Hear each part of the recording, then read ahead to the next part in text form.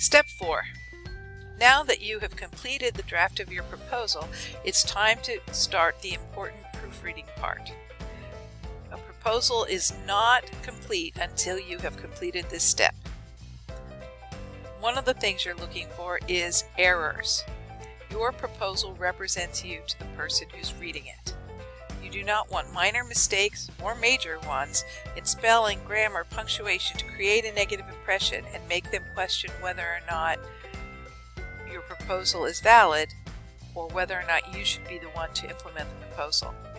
But you're not just looking for mistakes. You're also looking at the tone and the length of your proposal.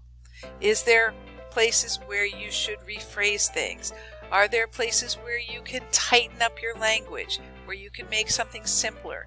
You don't want to cut important content, but you want to present that content in as concise a manner as possible.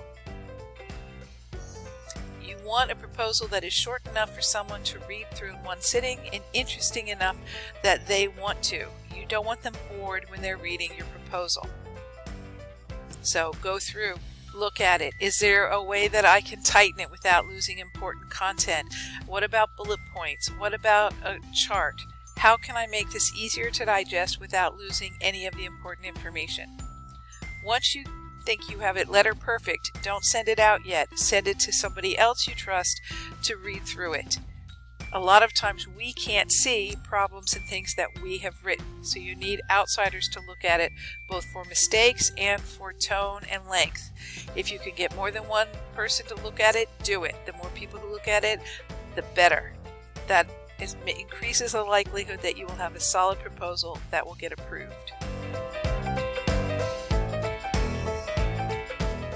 You want to be sure you use clear, concise, simple language. You don't want to use industry jargon. You don't want to use technical terms unless you explain what those mean. You don't want to exaggerate. Our groundbreaking product quadruples sales. People go over the top and readers are going to just dismiss what it is you have to say. You want to be sure that the person reading it is going to trust you. So you want to use the same kind of formal yet casual, business-like but approachable, that kind of tone that they would use in an office meeting. There is one exception. Even if you are working with someone who you joke around with, get goofy with, drink with, don't put that humor in the proposal. You never know who is going to read this proposal, who they're going to hand it to say, hey, can I get your perspective on this?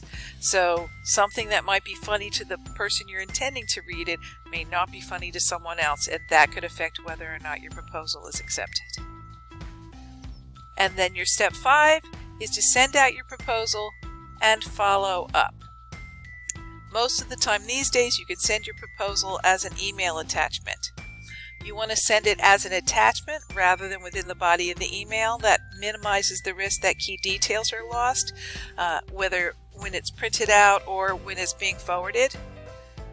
And then you want to follow up to remind whoever has received it and to answer any questions they may have.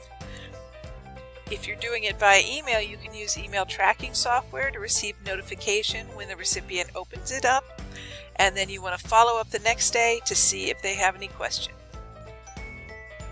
And that's it. Now you know how to write a solid proposal.